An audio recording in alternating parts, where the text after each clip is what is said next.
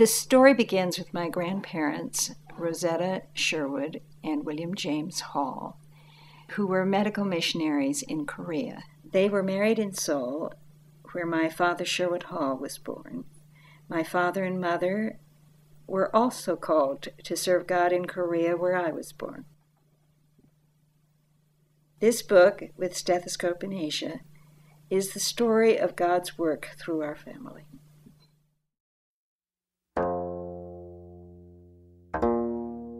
In the light of the rising sun, I beheld the distant Korean coastal range in all its glory. I had sometimes wondered why Korea, so often war-torn, had ever been called the land of the morning calm. Now I understood. We approached the coastal mountains in a perfectly calm sea, without so much as a ripple to disturb its tranquility. To the east was a golden path caused by the rising sun. Mountains covered with twisted pines outlined the rugged coast, and were this day perfectly reflected against the sea mirror. The peace and beauty overwhelmed me.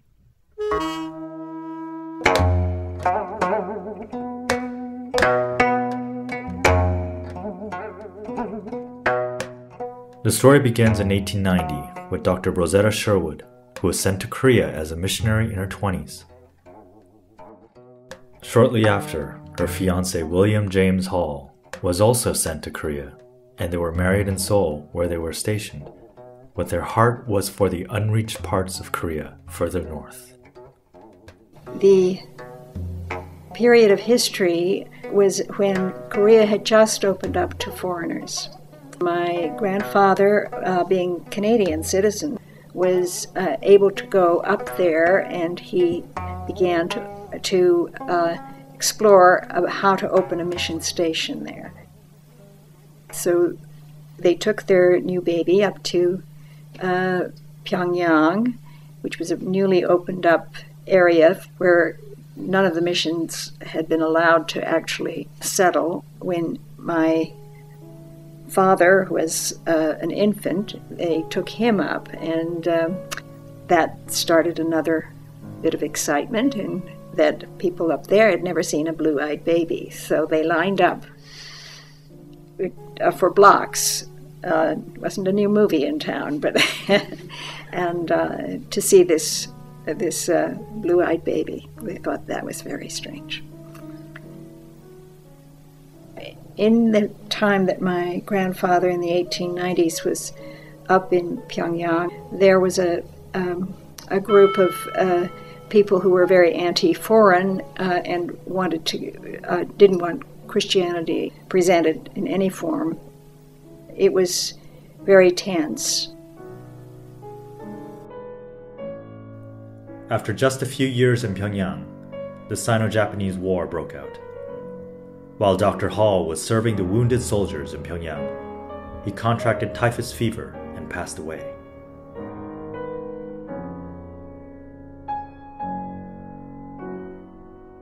Through many difficulties, Rosetta Sherwood continued steadfastly serving God in Korea. Pictures, diaries, and letters were later discovered by her grandchildren that shed light on the experiences of a single mother in Korea. She kept a diary for herself and one for each of her children.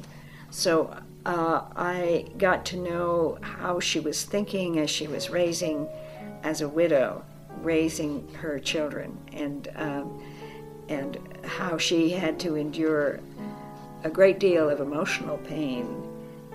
And you would think on the surface that she was a tough lady, but there was just loads of pain and emotion that she was dealing with all the time. Really quite inspiring. Rosetta's heart and service was with the women of Korea.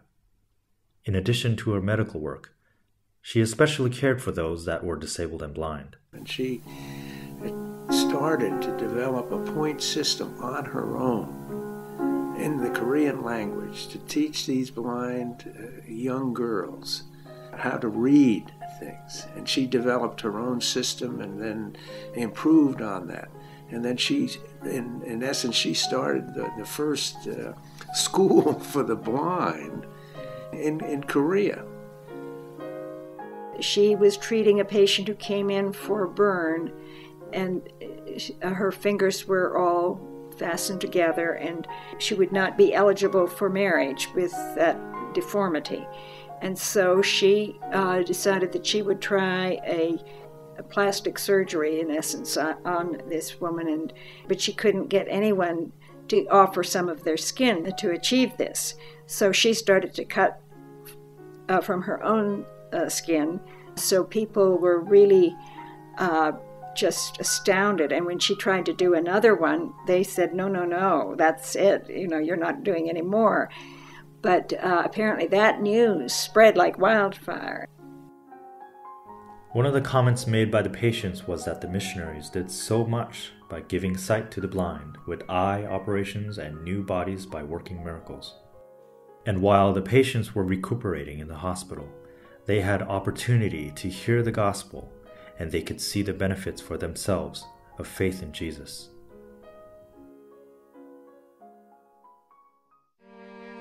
Of 2 children, Rosetta's only child to survive growing up in Korea was her first son, Sherwood Hall.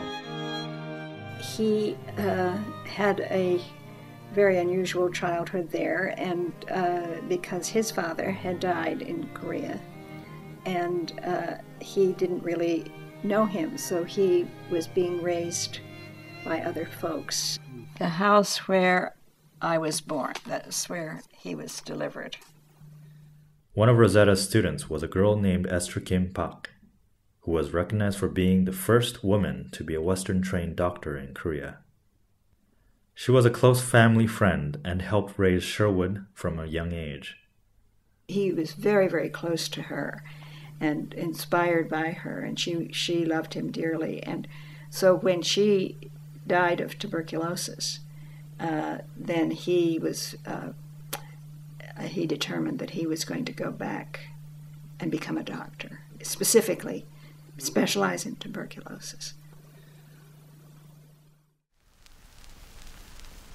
As Sherwood was finishing his medical training in the States, he fell in love with a girl from England named Marion. And my mother was born in Epworth, England.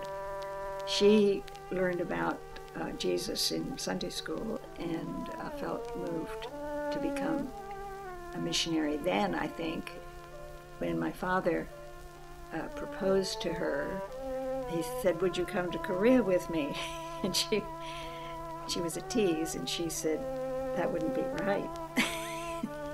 He finally did the proposal correctly, and so it would be as his wife that he would come to Korea with him. And the impact on me was that I was writing the chapter about how they met, and I said, "I didn't know you were this much in love," and they both howled with laughter. You know? But what I found in watching my parents work and in seeing how they approached their work, I felt an enormous love for my father. And I remembered that when I had to make a decision about what a belief in Christ, my biggest struggle was that I would have to love God more than I loved my father. And that was going to be a very tough decision.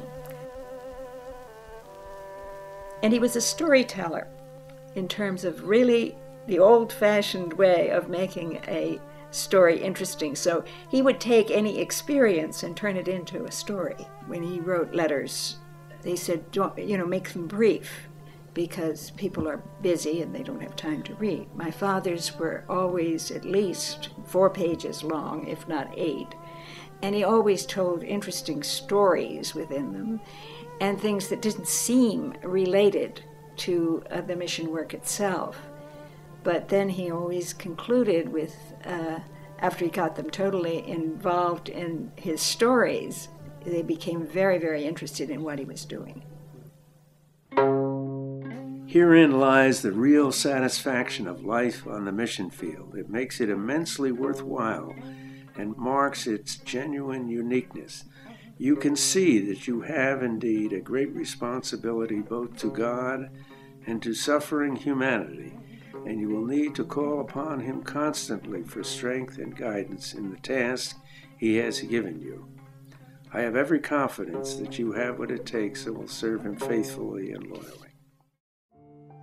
God used Rosetta, Sherwood, and Marion to bless the people of Korea in many ways. Their dream of opening a tuberculosis sanatorium was finally realized, which gave them great opportunity to care for many and to proclaim God's truth and love in the community. Great effort was also taken in training many men and women to follow in their steps as both doctors and Christians. God is still using their testimony today to challenge the following generations to obey Jesus in laying down their lives for the sake of love in Korea and to the ends of the earth.